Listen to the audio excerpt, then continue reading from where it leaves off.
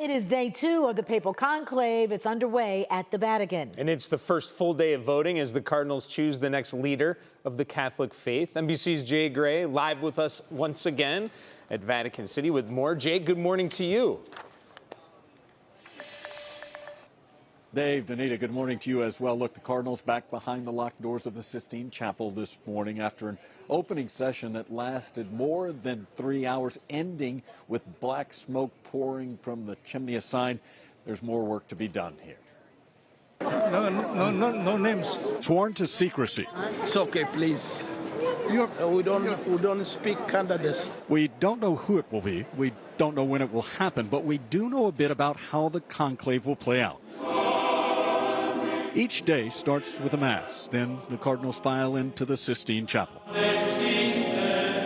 The doors closed and locked, voting twice during a morning session. The only sounds in this iconic chamber, the counting of handwritten ballots. If no candidate receives a 2/3 majority, there's a midday break. The group, with a police escort, making the short trip back to Sancta Martha, a guest house adjacent to St. Peter's Basilica where they stay during the conclave.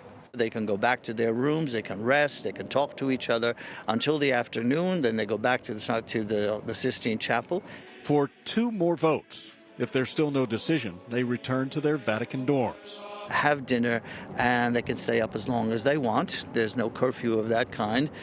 With meetings, talking to each other, and then on the next day, they start the routine all over again. Until there's white smoke. And you know, this morning, thousands again pouring into St. Peter's Square, watching and waiting just like the rest of us for that smoke. Dave, Danita.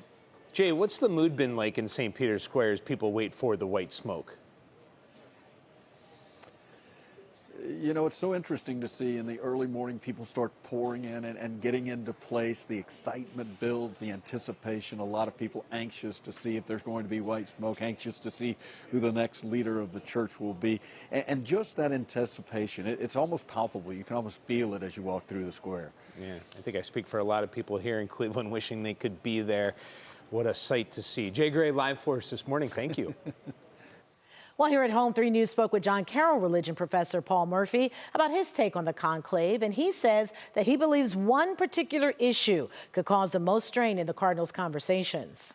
There is a kind of tension between those who are more conservative or traditional, if you will, who want to see greater clarity in the teaching of the church and in the pastoral practice, and those who are more akin to Francis, who suggested we should be more open. I suspect they're going to elect someone who fundamentally agrees with Francis, but who might be someone who will be less of a firecracker, if you will. Well, he went on to add that since 80% of the Cardinals voting were appointed by Pope Francis, he doubts the next pope would be a major shift.